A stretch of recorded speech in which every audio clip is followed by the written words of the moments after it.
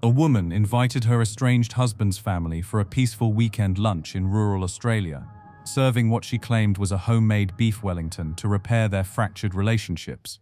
But within days, 3 people were dead from what appeared to be devastating mushroom poisoning, leaving investigators baffled and a small community in absolute shock. But 4 months later, when digital forensic experts cracked open her phone records and recovered deleted messages, what they found hidden in secret searches and explosive text conversations would expose a calculated web of lies and reveal the horrifying truth about what really happened that Saturday afternoon. In the rolling green hills of Victoria, Australia, the small town of Leongatha sits quietly among dairy farms and rural properties, where neighbours know each other by name and families gather for Sunday lunches without a second thought. This peaceful community of just over 4,000 residents had never seen anything like what would unfold in July of 2023, when a simple family meal would shatter lives and expose secrets that no one could have imagined. At the centre of this devastating case was 50-year-old Erin Patterson, a mother of 2 who lived in a modest home on a quiet street in Leongatha. To those who knew her casually, Erin appeared to be just another local resident trying to navigate the challenges of separated parenthood and maintain relationships with extended family. But beneath this ordinary exterior, tensions had been building for months between Erin and her estranged husband, Simon Patterson, along with his parents, Don and Gail Patterson. The Patterson family had once been close-knit, attending the same church and sharing regular meals together. Don Patterson, 70 years old, was a respected member of the community who had worked hard his entire life and looked forward to spending time with his grandchildren. His wife Gail, also 70, was known for her warm personality and dedication to family values. They had raised their son Simon to be responsible and caring, and when he married Erin, they welcomed her into their family with open arms. Simon Patterson had always been close to his parents, seeking their advice on major decisions and maintaining regular contact, even after he and Erin began experiencing marital difficulties. The couple had 2 young children together, and both Don and Gail were devoted grandparents who cherished their time with the kids. However, as Simon and Erin's relationship deteriorated, the family dynamics became increasingly strained. The problems began to surface more prominently in late 2022, when Simon listed himself as separated on his tax return. This decision sparked a series of conflicts over finances, child support, and custody arrangements that would create deep rifts within the family. Erin had expected Simon to contribute more substantially to their children's expenses, including school fees and daily living costs, but Simon seemed reluctant to commit to the level of financial support she believed was necessary. The situation became more complicated when Erin decided to pursue formal child support through the government system. This move was seen by Simon and his parents as unnecessarily aggressive, especially since they believed the family could work out financial arrangements privately. Don and Gail Patterson found themselves caught in the middle of increasingly bitter disputes between their son and daughter-in-law, trying to maintain relationships with both their son and their grandchildren, while avoiding taking sides in the conflict. As the months passed, what had started as disagreements about money evolved into deeper issues about respect, communication, and family loyalty. Erin began to feel that Simon's parents were automatically supporting their son without considering her perspective or the needs of their grandchildren. She became frustrated with what she perceived as their unwillingness to hold Simon accountable for his responsibilities as a father and provider. The Patterson family had always prided itself on being able to resolve conflicts through prayer and discussion, following the principles of their Christian faith. Don Patterson, in particular, believed that most family problems could be solved if people were willing to sit down together, pray for guidance, and approach issues with love and understanding. However, this approach seemed to be failing when it came to the growing tensions between Simon and Erin. By early 2023, the relationships had become so strained that family gatherings were rare and uncomfortable. Erin felt increasingly isolated from Simon's family, believing that they viewed her as the problem, rather than recognizing what she saw as Simon's failures as a husband and father.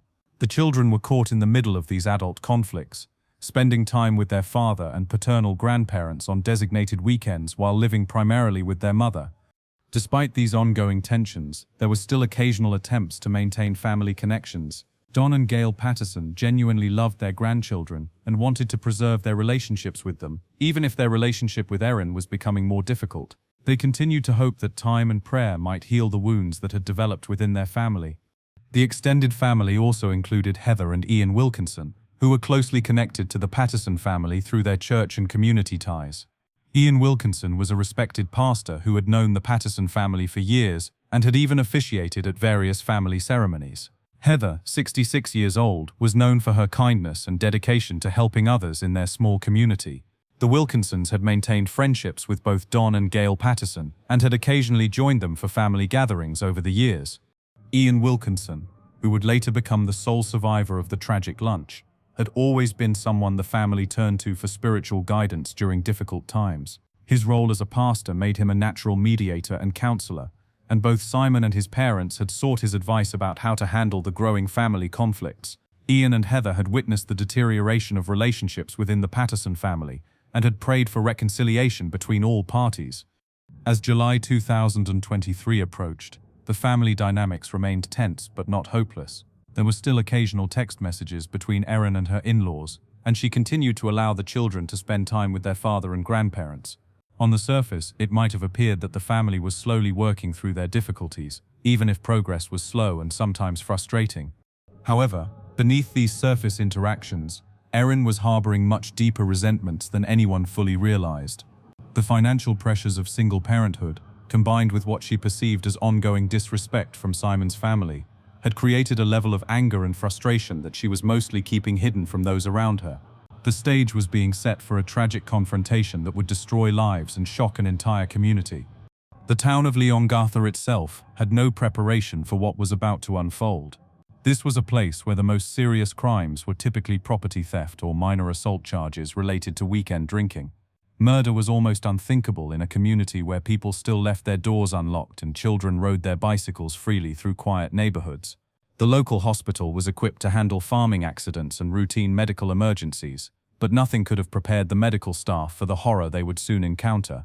Saturday, July 29th, 2023 began like any other weekend morning in Leongatha. The winter sun cast long shadows across the rural landscape as families prepared for their weekend activities. For Erin Patterson, this particular Saturday would mark what appeared to be a positive step toward reconciling with her estranged husband's family. She had extended an invitation for a lunch gathering at her home, hoping to create an opportunity for better communication and perhaps begin healing some of the wounds that had developed over the past months.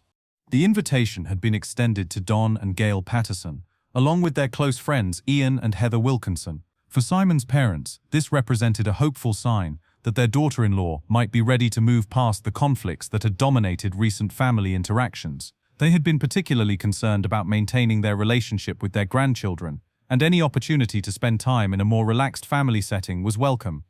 Erin had planned the menu carefully, deciding to prepare what she described as a beef Wellington, a sophisticated dish that would demonstrate her cooking skills and show respect for her guests. The preparation of beef Wellington is traditionally quite involved, requiring careful attention to timing and technique to ensure that the pastry is properly cooked while the beef remains tender. For someone looking to make a good impression on family members, it represented exactly the kind of effort that might help rebuild damaged relationships.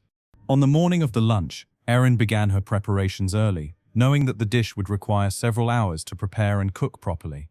According to her later statements to investigators, she gathered ingredients from multiple sources, including fresh mushrooms from a local Woolworth supermarket and dried mushrooms that she claimed to have purchased from an Asian grocery store in Melbourne's southeast region. The combination of fresh and dried mushrooms would, she explained, create a richer and more complex flavor profile for the Wellington.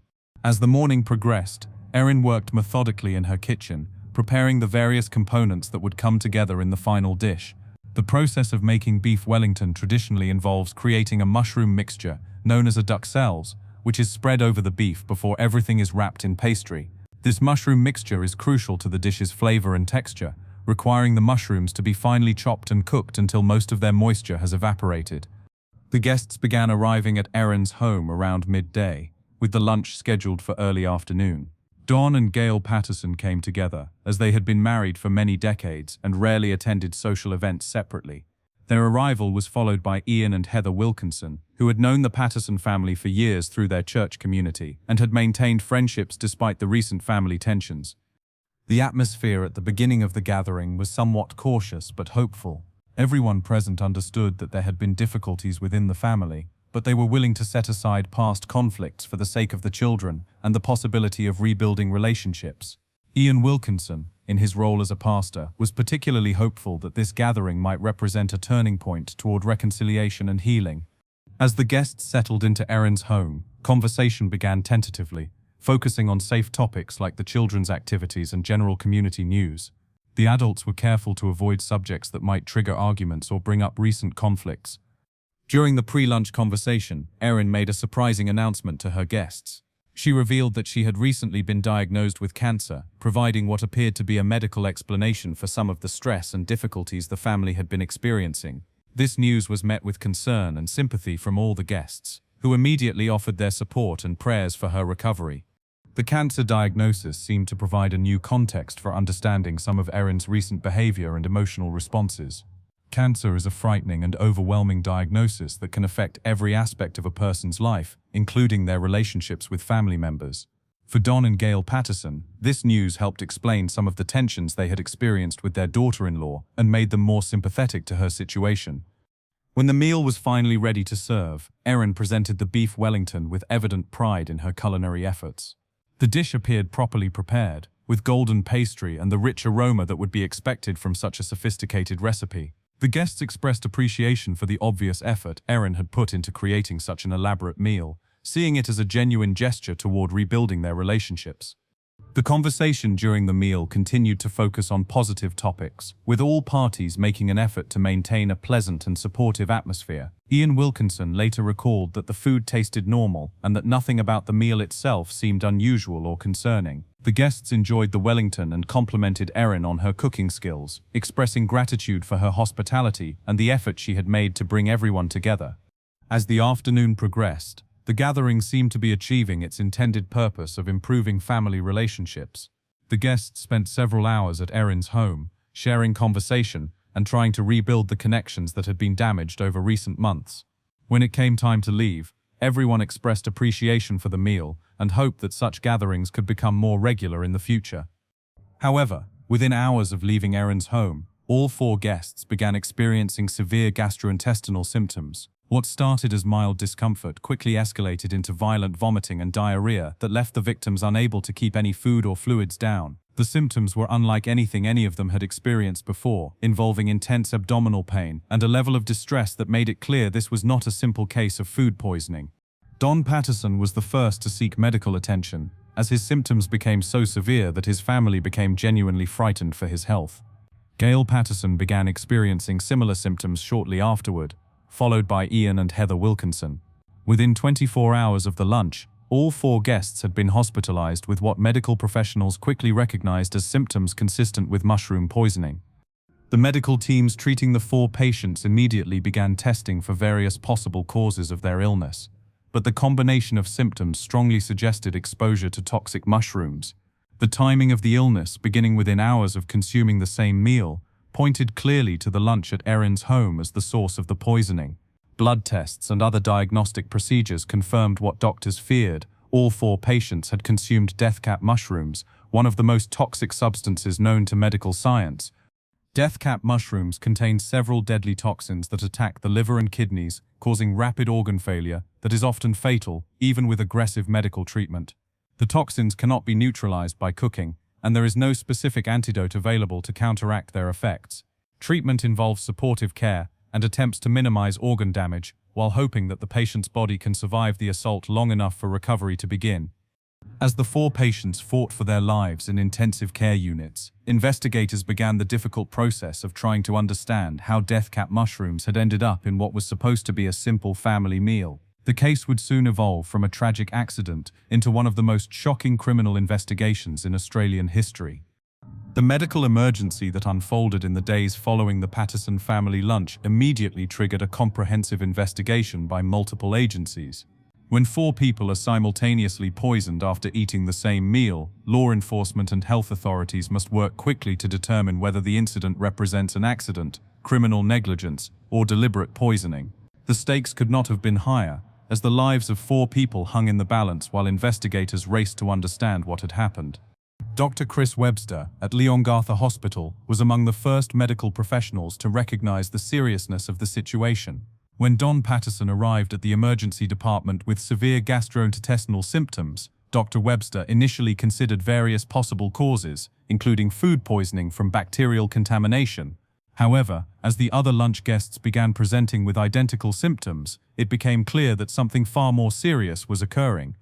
The medical team quickly realized they were dealing with mushroom poisoning based on the specific combination of symptoms and the timing of their onset. Blood tests confirmed the presence of toxins, consistent with death cap mushroom consumption, leading to immediate transfers of all 4 patients to Austin Health in Melbourne, which had specialized facilities for treating such cases. The transfer was urgent because death cap poisoning progresses rapidly, and any delay in treatment could prove fatal. Victoria Police were notified of the suspected poisoning case within hours of the first hospitalizations. Detective units specializing in serious crimes were immediately assigned to investigate the circumstances surrounding the lunch and determine whether criminal charges might be appropriate. The investigation would need to examine every aspect of the meal preparation, ingredient sourcing, and the relationships between all parties involved. The initial focus of the investigation centered on Erin Patterson herself, as she was the person who had prepared and served the meal that apparently contained the toxic mushrooms. Investigators needed to determine whether the poisoning was the result of an innocent mistake, criminal negligence in food preparation, or deliberate poisoning with intent to cause harm. Each possibility would have dramatically different legal implications and would require different types of evidence to prove in court. When investigators first interviewed Erin Patterson about the lunch, she appeared shocked and devastated by the news that her guests had been poisoned. She expressed genuine concern for their well-being and seemed eager to help investigators understand what might have gone wrong. Her initial cooperation with the investigation suggested someone who was as surprised by the poisoning as everyone else and wanted to help find answers. Erin provided detailed information about where she had sourced the ingredients for the beef Wellington, explaining that she had used a combination of fresh mushrooms from Woolworths and dried mushrooms purchased from an Asian grocery store in Melbourne's southeast. She described her preparation methods and insisted that she had followed standard cooking procedures that should have made the meal safe for consumption. Most importantly, she emphasized that she had no intention of harming anyone and could not understand how toxic mushrooms could have ended up in her cooking. The investigators took careful note of Erin's claims about ingredient sourcing, as verifying these details would be crucial to understanding the case. If she had indeed purchased the mushrooms from legitimate commercial sources, the poisoning might represent a contamination issue at the supplier level or an honest mistake in mushroom identification. However, if her claims about sourcing could not be verified, it would raise serious questions about how she had actually obtained the toxic mushrooms. Crime scene investigators thoroughly examined Erin's kitchen and home, looking for any remaining evidence related to the meal preparation. They collected samples from trash bins, looking for leftover ingredients, packaging, or any other materials that might provide clues about the source of the toxic mushrooms. The investigation also included detailed photography of the kitchen setup and any equipment that might have been used in preparing the fatal meal. The examination of Erin's garbage revealed some interesting findings, including what appeared to be mushroom stems and other food waste that might be related to the lunch preparation. However, the investigation was complicated by the fact that several days had passed between the lunch and the beginning of the criminal investigation, giving plenty of time for evidence to be disposed of or contaminated. The delay was unavoidable, given that the initial focus had been on medical treatment rather than criminal investigation. Investigators also began examining Erin's background and personal circumstances to better understand potential motives for deliberately poisoning her guests. The interviews revealed the ongoing conflicts within the Patterson family related to the divorce proceedings, child support disputes, and financial pressures that Erin had been experiencing. While these issues provided potential motives for wanting to harm Simon's family, they were far from conclusive evidence of criminal intent. The health department investigation ran parallel to the police investigation, focusing on food safety issues and the possibility that the poisoning resulted from contaminated ingredients obtained through legitimate commercial channels. Environmental health officers began visiting Asian grocery stores in the areas where Erin claimed to have shopped, examining their mushroom inventory and supply chains to determine whether toxic mushrooms could have been accidentally sold as edible varieties. Troy Shonknecht, an environmental health officer with the City of Monash Council, was assigned to investigate the grocery stores in Oakley, Clayton, and Mount Waverley areas where Erin claimed to have purchased dried mushrooms. His investigation involved visiting 14 different stores, examining their mushroom inventory, and documenting their sources and handling procedures. The investigation found that most stores sold commercially packaged imported mushrooms, with proper labeling and established supply chains that made contamination unlikely. One particular finding from the grocery store investigation was that some stores were repackaging bulk mushrooms into smaller plastic bags with their own labeling. This practice raised questions about quality control and the possibility that different types of mushrooms could be accidentally mixed together. However, none of the stores visited by investigators were found to have death cap mushrooms in their inventory, and their suppliers confirmed that they did not import or sell such varieties. The medical investigation continued to focus on the treatment of the 4 poisoning victims, with doctors fighting desperately to save their lives.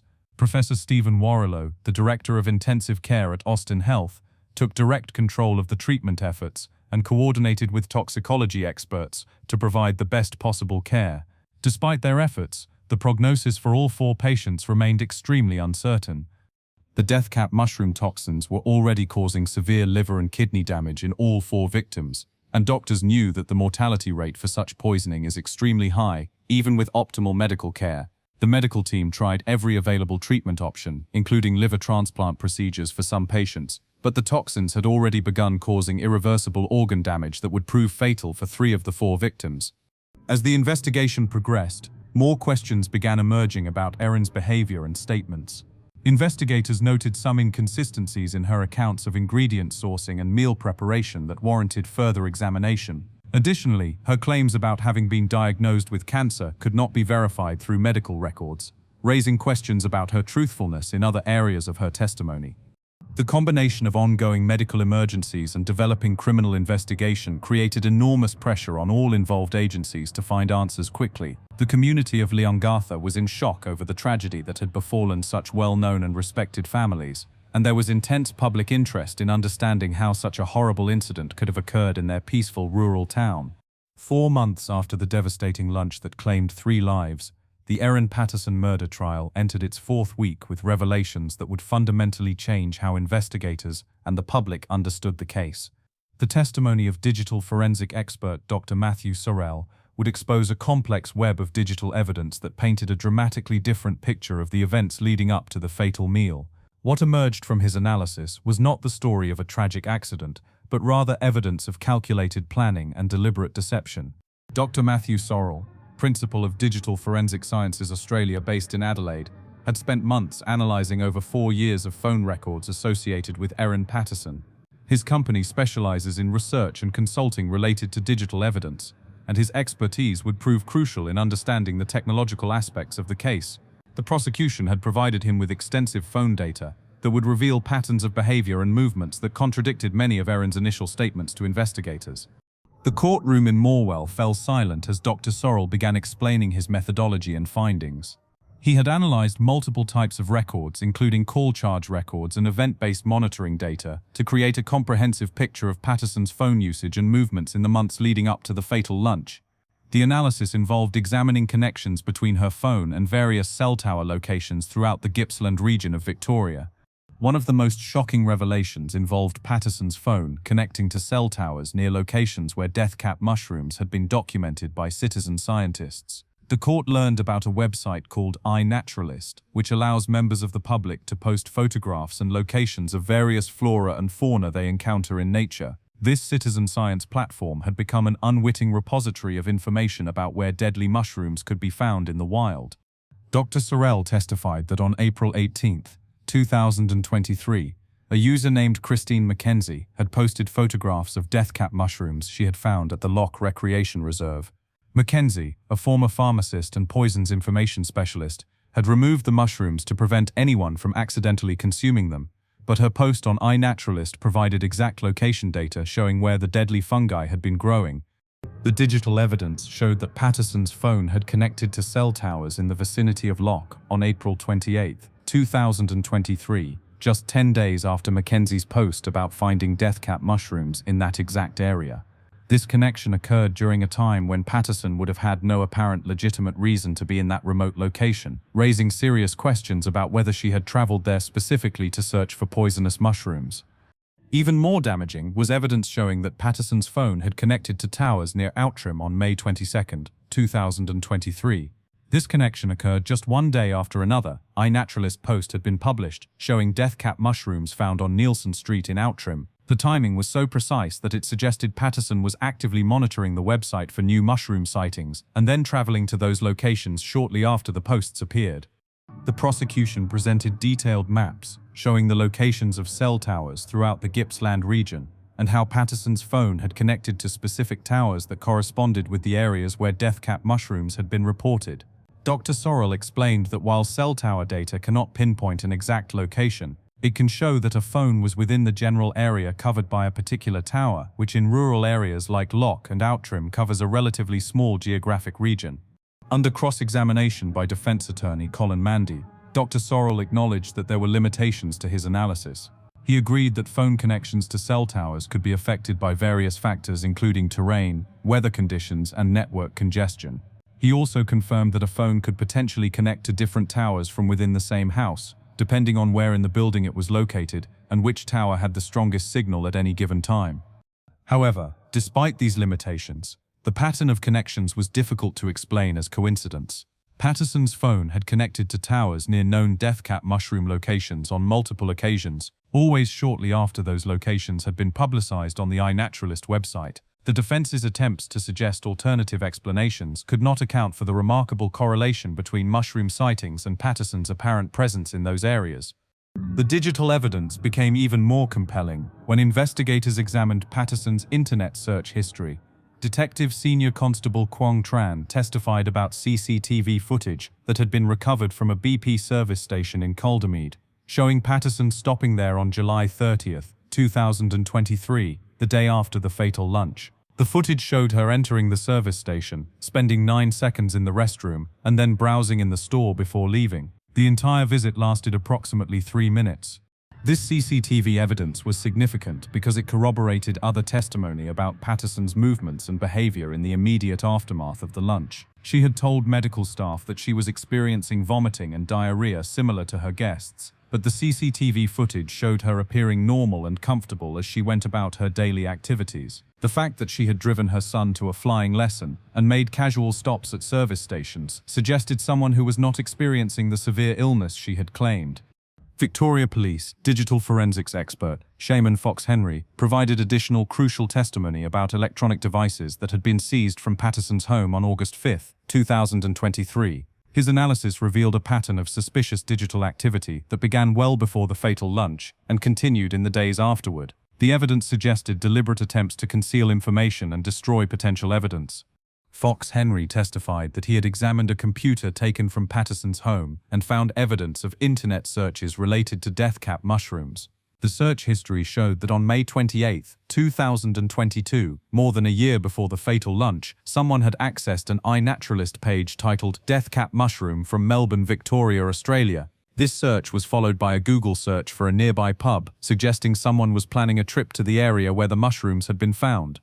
The pattern of internet searches revealed a long-term interest in death cap mushrooms and their locations that predated the family conflicts that had led to the fatal lunch. This evidence suggested that Patterson had been researching poisonous mushrooms for an extended period, rather than accidentally encountering them while foraging for edible varieties as she had initially claimed. Perhaps most damaging of all was evidence about the manipulation of electronic devices in the aftermath of the lunch. Fox Henry testified that one of Patterson's Samsung phones had been factory reset multiple times between December 2, 2022 and August 6, 2023. The phone had been reset once in February and then 3 more times within days of the fatal lunch, including once on August 6, the day after it had been handed over to police. The factory resets had the effect of completely wiping the phone's memory and making it impossible to recover messages, photos, search histories, and other digital evidence that might have been stored on the device.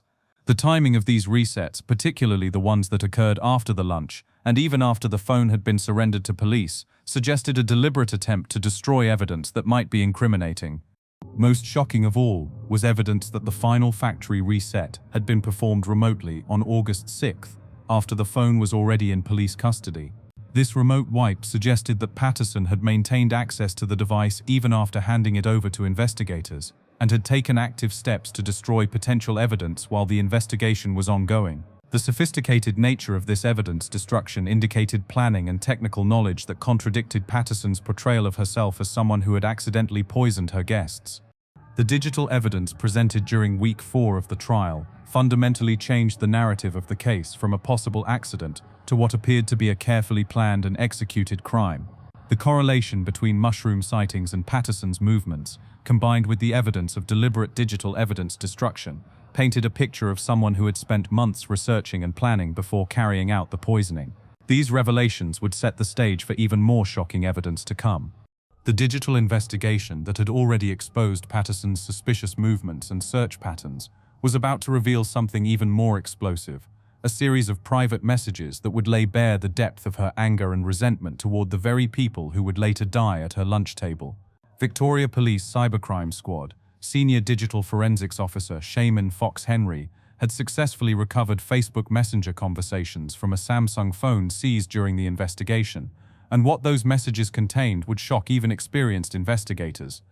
The recovered messages came from a Facebook group chat that Patterson had participated in with several female friends during December of 2022, approximately 7 months before the fatal lunch. The participants in the chat included Danny Barkley, Jenny Hay, Bronwyn Rapp, and Joy Cause, women who had previously testified at the trial and were familiar with Patterson's family situation. The account participating in the chat was listed as Erin, which investigators determined belonged to Patterson. What made these messages so devastating was not just their content, but their timing. They provided a window into Patterson's true feelings about her in-laws during a period when she was publicly trying to maintain civil relationships for the sake of her children. The contrast between her private fury and her public behavior would prove crucial in establishing potential motive for the murders. The message thread began on December 6, 2022. During a period when tensions over child support and financial arrangements had reached a breaking point. Patterson's estranged husband, Simon, had recently changed his relationship status on his tax return to separated, triggering formal child support proceedings that had created conflict throughout the extended family. The messages revealed Patterson's raw emotional response to attempts by Don and Gail Patterson to mediate the financial disputes. "This family, I swear to fine God," Patterson had written in one of the first messages in the thread. "Nobody bloody listens to me, at least I know they are a lost cause." The language was harsh and angry, expressing a level of contempt for her in-laws that she had never displayed openly during family interactions. The phrase "lost cause" would become particularly significant, as it suggested Patterson had already written off any possibility of positive relationships with the people she would later invite to lunch. The messages continued with increasingly bitter commentary about Don and Gail Patterson's attempts to stay neutral in the conflicts between their son and daughter-in-law. "So anyway, I sent a group message to them all last night saying how Simon's behavior is unconscionable and asking me to withdraw the child support claim is wrong and disadvantages me and his children, and how dare he, etc." One message read, "I am sick of this Sphirei. I am sick of this Sphot. I want nothing to do with them." What made these messages particularly chilling in hindsight was their revelation of Patterson's complete rejection of her in-laws' efforts to find peaceful solutions to the family conflicts. Don Patterson had suggested that the family should pray together for guidance in resolving their differences, following their Christian faith traditions that emphasized forgiveness and reconciliation. However, Patterson's private response to these suggestions was contemptuous and dismissive. "I thought his parents would want him to do the right thing, but it seems their concern about not wanting to feel uncomfortable and not wanting to get involved in their son's personal matters are overriding that, so fuck 'em," she had written to her friends. The message revealed not just anger, but a fundamental rejection of the family's values and approach to conflict resolution. Rather than seeing prayer and discussion as genuine attempts to heal relationships, Patterson viewed them as weakness and avoidance. Perhaps most damaging was a message sent on December 9, 2022, in which Patterson described Simon as a deadbeat father and criticized her mother-in-law's reaction to the child support claim. "His mum was horrified I had claimed child support. Why is not she horrified her son is such a deadbeat that I had no choice but to claim?" This message revealed the depth of Patterson's resentment, not just toward Simon, but toward his parents for what she perceived as their failure to hold their son accountable. The messages also revealed Patterson's frustration with what she saw as the family's unwillingness to acknowledge her perspective on the financial issues. She had expected Don and Gail Patterson to pressure their son to meet his financial obligations voluntarily, and their reluctance to take sides in the dispute had been interpreted by Patterson as taking Simon's side by default.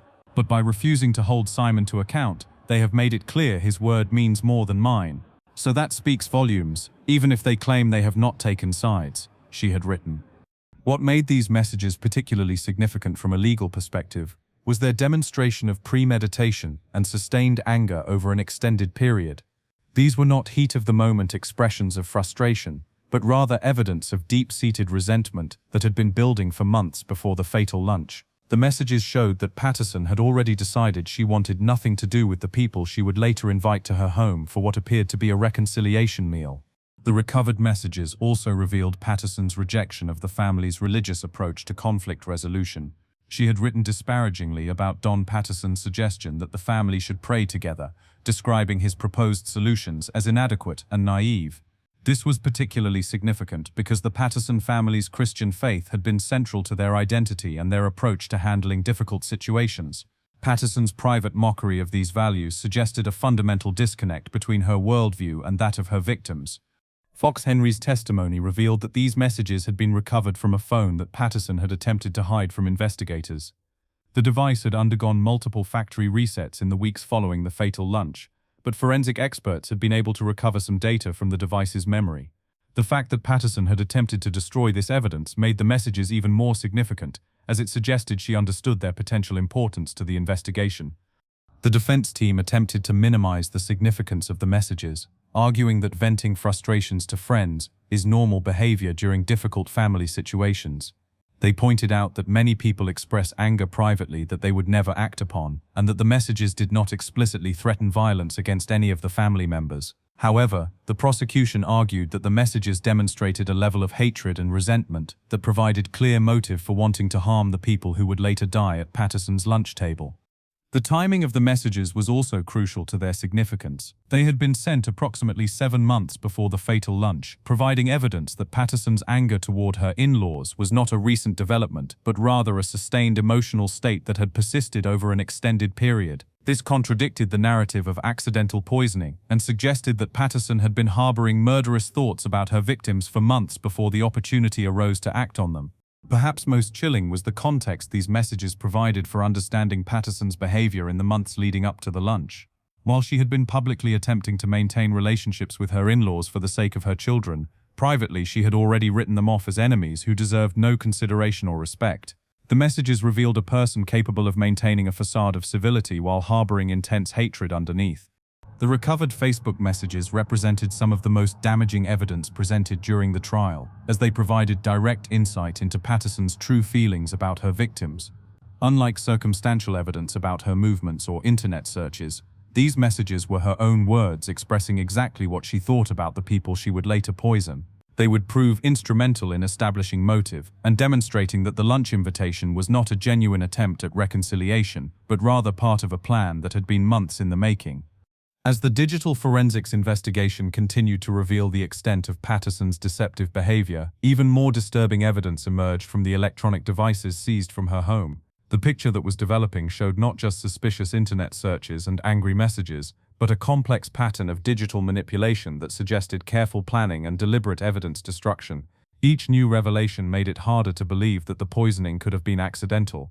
The analysis of Patterson's Samsung tablet provided some of the most visually compelling evidence in the case. Victoria Police digital analyst, Shaman Fox Henry, had recovered numerous photographs from the device that showed mushrooms in various stages of preparation and processing. These images provided a stark contrast to Patterson's claims that she had simply purchased dried mushrooms from a legitimate grocery store and used them in a traditional recipe. The photographs showed what appeared to be mushrooms placed on kitchen scales, suggesting careful measurement and preparation that went beyond casual cooking. One particularly significant image showed mushrooms on what appeared to be a food dehydrator tray, indicating that Patterson had been processing fresh mushrooms into dried form herself. The metadata from these photographs revealed they had been taken on May 4, 2023, approximately 3 months before the fatal lunch. The existence of these photographs raised serious questions about Patterson's claims regarding ingredient sourcing. If she had indeed purchased dried mushrooms from an Asian grocery store as she claimed, there would be no reason for her to be photographing mushrooms on scales or processing them through a food dehydrator. The images suggested that she had obtained fresh mushrooms from somewhere else and was processing them herself, contradicting her statements to investigators about buying prepared ingredients. The food dehydrator itself became a crucial piece of evidence, as it represented a method for converting fresh deathcap mushrooms into a dried form that could be stored and later incorporated into cooking. Deathcap mushrooms retain their toxicity even when dried, and the dehydration process would actually concentrate the toxins while making the mushrooms easier to conceal in other foods. The prosecution argued that the dehydrator represented evidence of premeditation and planning. Fox Henry's analysis also revealed that Patterson had been conducting extensive internet research related to cancer, despite the fact that she had never been diagnosed with the disease. The search history showed queries about stage 4 ovarian cancer, stage 4A cancer, and brain lymphoma, all extremely serious conditions that would generate sympathy and concern from family members. These searches provided context for understanding Patterson's false claims about having cancer during the fatal lunch. The cancer-related searches were particularly significant because they demonstrated Patterson's willingness to fabricate serious medical conditions to manipulate the emotions of her victims. By claiming to have cancer during the lunch, she had created an atmosphere of sympathy and concern that would have made her guests less likely to suspect anything unusual about the meal. The false cancer diagnosis also provided a convenient explanation for any stress or unusual behavior that might have been noticed by family members. The digital evidence revealed that Patterson's deception had extended far beyond the immediate circumstances of the poisoning. The recovered data showed a pattern of manipulation and lies that had been building for months, including false medical claims, secret mushroom processing, and deliberate destruction of evidence. Each element reinforced the prosecution's argument that the poisoning was the result of careful planning, rather than a tragic accident. One of the most technical aspects of the digital evidence involved the sophisticated methods Patterson had used to destroy potential evidence on her electronic devices. Fox Henry testified that one of Patterson's Samsung phones had been factory reset 4 times during 2023. With 3 of those resets occurring in the days immediately following the fatal lunch. The timing and frequency of these resets suggested deliberate attempts to prevent investigators from recovering incriminating evidence. The factory reset process completely wipes a device's memory, deleting all stored messages, photographs, search histories, and application data. While some data can sometimes be recovered through forensic analysis, factory resets are generally effective at destroying digital evidence. The fact that Patterson had performed multiple resets in rapid succession suggested she understood the importance of thoroughly eliminating any traces of her activities. Most disturbing was evidence that the final factory reset had been performed remotely on August 6, 2023, after the phone had already been surrendered to police. This remote wipe required technical knowledge and advanced planning, as it involved accessing the device through cloud services while it was in police custody. The sophistication of this evidence destruction contradicted Patterson's portrayal of herself as someone who had accidentally poisoned her guests. The remote wipe also demonstrated that Patterson had maintained active control over her digital devices even after cooperating with the investigation. While she was publicly expressing concern for her poisoned guests and offering to help investigators, she was simultaneously working to destroy evidence that might incriminate her. This deception extended the timeline of her criminal behavior beyond the poisoning itself to include ongoing obstruction of justice. The investigation also revealed that Patterson had been using multiple phones and SIM cards during the period leading up to and following the fatal lunch. The complexity of her device usage suggested an understanding of digital surveillance and attempts to compartmentalize her activities to avoid detection. She had handed over what appeared to be a secondary phone to investigators while keeping her primary device hidden from authorities. The primary phone, which was never recovered, likely contained the most incriminating evidence related to the poisoning plot. By keeping this device hidden and providing investigators with a less-used secondary phone, Patterson had successfully concealed crucial evidence that might have provided more direct proof of premeditation. The missing primary phone represented a significant gap in the digital evidence that likely contained communications and searches that would have been even more damaging to her defense. The pattern of device manipulation extended beyond just factory resets to include SIM card swapping and the use of different phones for different purposes. After the fatal lunch, Patterson had allegedly moved SIM cards between devices in ways that would have confused the digital trail and made it harder for investigators to track her communications. This level of technical sophistication suggested advanced planning and knowledge of digital forensics techniques. The electronic evidence also revealed that Patterson had been researching mushroom identification and foraging techniques for an extended period before the poisoning. While she claimed to have accidentally purchased the wrong type of mushrooms from a grocery store, the digital evidence showed extensive online research about different mushroom varieties and their effects. This research contradicted her claims of ignorance about mushroom toxicity. Combined with the earlier evidence about her movements near known death cap mushroom locations, the digital evidence painted a picture of someone who had spent considerable time and effort learning about poisonous mushrooms and how to obtain them. The research was too extensive and specific to be explained as casual interest or accidental exposure to information about toxic fungi. The totality of the digital evidence represented perhaps the strongest aspect of the prosecution's case against Patterson. Unlike witness testimony that could be challenged or physical evidence that might be circumstantial, the digital evidence provided an objective record of Patterson's activities, searches, communications, and attempts at evidence destruction. The evidence showed a clear progression from research and planning to execution and cover-up that would be difficult for the defense to explain as coincidence or accident. As the evidence mounted during week 4 of the trial, the true scope of what investigators believed to be Patterson's calculated plan became clear to the jury and the public following the case. The combination of digital evidence, suspicious movements, angry text messages, and sophisticated evidence destruction painted a picture that was far removed from the accidental poisoning that Patterson's defense team continued to claim. The case had evolved into one of the most complex and shocking murder investigations in Australian legal history. The medical evidence provided the tragic foundation for understanding the devastating effectiveness of Patterson's alleged plan. Professor Stephen Warrilow, Director of Intensive Care at Austin Health, had testified about the heroic efforts made to save the lives of all 4 poisoning victims. Despite access to the most advanced medical treatments available, including liver transplant procedures for some patients, 3 of the 4 victims could not be saved from the effects of the death cap mushroom toxins.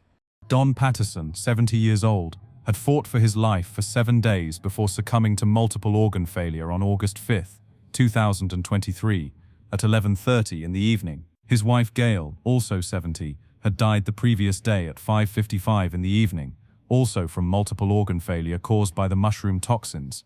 Heather Wilkinson, 66 years old, had been the first to die, passing away at 2:05 in the morning on August 4 after her condition deteriorated beyond the point where medical intervention could help. Ian Wilkinson, the pastor who had survived the poisoning, had spent weeks in intensive care fighting for his life. His recovery had been slow and uncertain, requiring rehabilitation at Heidelberg Repatriation Hospital before he could finally return home. His survival was considered almost miraculous by the medical team, as the mortality rate for death cap mushroom poisoning is extremely high even with optimal care. His testimony about the lunch and its aftermath had provided crucial first-hand evidence about the events of that fatal Saturday. The impact on the Leongatha community had been profound and lasting. This small rural town had never experienced anything approaching the scale of tragedy and notoriety that the case brought. Families who had known the Pattersons and Wilkinsons for decades struggled to understand how such violence could have occurred among people they considered friends and neighbors. The case had shattered assumptions about safety and trust that had been fundamental to rural community life. Local churches, including the one where Ian Wilkinson had served as pastor, had become centers for grief counseling and community support as residents tried to process the horror of what had happened. The fact that the victims had been well-known and respected community members made their deaths even more shocking and difficult to accept. Many residents reported feeling unsafe and suspicious of people they had previously trusted without question. The legal implications of the case extended far beyond the specific charges against Patterson. The sophisticated use of digital evidence, including cell tower data, internet search histories, and social media communications, represented a new frontier in criminal prosecution that would likely influence future cases. The methods used by forensic experts to recover deleted data and track electronic communications had set precedents for how technology could be used to establish criminal intent and premeditation. The case had also highlighted vulnerabilities in food safety systems and the ease with which determined individuals could obtain dangerous substances. The fact that Patterson had apparently been able to locate and harvest deadly mushrooms from public areas raised questions about public education regarding toxic plants and fungi. Environmental health officials began discussing improved warning systems and removal procedures for dangerous species found in recreational areas. For the families of the victims, the trial represented both an opportunity for justice and a painful reliving of their losses. The children who had lost grandparents, the spouse who had lost a life partner, and the community that had lost respected leaders all sought answers and accountability through the legal process. The detailed evidence presented during the trial had provided explanations for how the tragedy occurred, but could never truly compensate for the lives that had been lost. The defense team faced an enormous challenge in trying to explain away the mountain of evidence that had been presented against their client. They continued to argue that the poisoning was a tragic accident and that the circumstantial evidence, while suspicious, did not prove deliberate intent to murder. They emphasized that no witness had seen Patterson deliberately adding death cap mushrooms to the meal, and that the digital evidence, while concerning, could be interpreted in ways that did not necessarily prove premeditation. However, the cumulative weight of the evidence, from the correlation between mushroom sightings and Patterson's movements, to the angry text messages expressing hatred for her victims, to the sophisticated attempts at evidence destruction, created a compelling narrative of planned and executed murder. The prosecution argued that the only reasonable explanation for all of the evidence taken together was that Patterson had deliberately poisoned her guests with the intent to kill them. The case had also raised important questions about domestic violence and family conflict that extend beyond the immediate criminal charges. The text messages and other evidence revealed a pattern of escalating anger and resentment that had built up over months of family disputes. Mental health professionals and domestic violence experts pointed to the case as an example of how family conflicts can escalate into deadly violence when proper intervention and support systems are not available. The trial had provided important lessons about recognizing warning signs of dangerous behavior and the importance of taking threats seriously, even when they come from family members or people who appear to be functioning normally in society. Patterson's ability to maintain relationships and normal activities while allegedly planning mass murder demonstrated how difficult it can be to identify potentially dangerous individuals before they act on violent impulses. As the legal proceedings continued toward their conclusion, the case remained a source of fascination and horror for people around the world. The combination of family drama, sophisticated criminal planning, and modern forensic techniques had created a crime that seemed almost fictional in its complexity and cruelty. The fact that it had occurred in a small rural community where such violence was virtually unthinkable made it even more shocking and newsworthy. The verdict, when it finally came, would provide legal resolution to the case, but could never fully heal the wounds that had been inflicted on the families and community affected by the tragedy. The deaths of Don Patterson, Gail Patterson, and Heather Wilkinson represented not just individual losses, but the destruction of family relationships and community trust that had taken decades to build. The case would remain a reminder of how quickly ordinary family conflicts can escalate into unimaginable tragedy when combined with criminal intent and careful planning. The digital evidence that had been so crucial to the prosecution's case also represented a new reality in modern criminal investigations. The phones, computers, and internet searches that had exposed Patterson's alleged planning demonstrated that privacy in the digital age is largely an illusion, and that determined investigators can often reconstruct detailed timelines of criminal behavior through electronic evidence. This aspect of the case would likely influence how future criminals plan their activities and how law enforcement agencies approach complex investigations. For the criminal justice system, the Patterson case represented both a success in using modern investigative techniques and a sobering reminder of the challenges involved in preventing such crimes before they occur. While the digital evidence had been crucial in building the prosecution's case, it had only become available after 3 people were already dead and a 4th had barely survived. The case highlighted the ongoing need for better methods of identifying and intervening with potentially dangerous individuals before they act on violent impulses.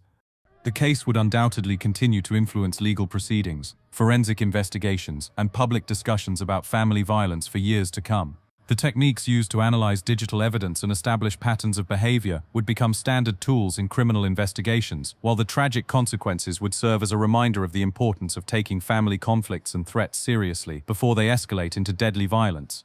The Erin Patterson case demonstrates how modern technology has revolutionized criminal investigations, allowing investigators to piece together complex timelines and expose careful planning that might have gone undetected in previous eras. The digital evidence that proved so crucial in this case, from cell tower data showing suspicious movements to recovered text messages revealing true motivations, represents a new frontier in forensic science that continues to evolve with each major investigation.